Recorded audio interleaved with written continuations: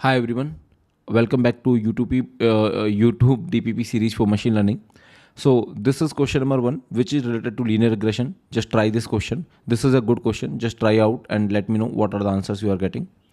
This is question number 2. This question I have taken from Berkeley University. Earlier this question was also from Berkeley University, and this question is also from Berkeley University. Just try this question. This is a good question. Okay, easy question, but at the same time it is a good for the practice. This is question number 3.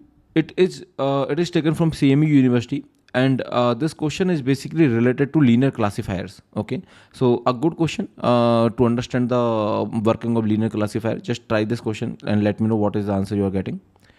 Comment out your answers basically. This question I've taken from Berkeley University. This question is again related to linear classifier, binary classification problem. Really a good question. This is question number 5.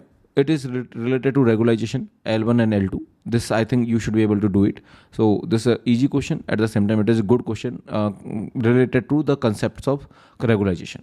Okay, just try out these questions and let me know in the comment what are the answers you are getting. So comment your answers in this format. Whatever the answers you are getting, just let me know in the comments.